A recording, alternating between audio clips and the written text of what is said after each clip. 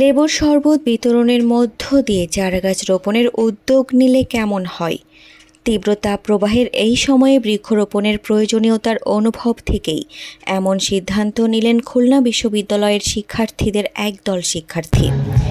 ক্যাম্পাসের জনপ্রিয় online platform the behind the কেইউ এর পক্ষ থেকে এমন ব্যতিক্রমী আয়োজন করে তারা। এই আয়োজনের মাধ্যমে ক্যাম্পাসে আগত শিক্ষার্থী এবং বহিরাগতদের মাঝে ফ্রি লেবুর শরবত বিতরণ করা হয়েছে। পাশাপাশি অনুদানকৃত অর্থ দিয়ে খুলনা বিশ্ববিদ্যালয় এবং আশেপাশে চারাগাছ রোপণের উদ্যোগ নিয়েছে তারা। খুবই শিক্ষার্থীদের এমন উদ্যোগ শিক্ষার্থী এবং বহিরাগতদের প্রশংসাও কুড়াচ্ছে। শরবত খাবেন এবং হচ্ছে যার জাত আর কি পরিমাণ ডোনেট করবেন, গাছ লাগান, পরিবেশ বাঁচান।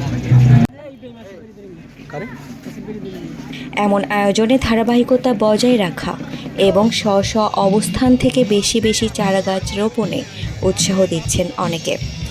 ইব্রাহিম খলিলের তথ্যচিত্রে রোদেলা রোদ্দুর, এডুকেশন টাইমস।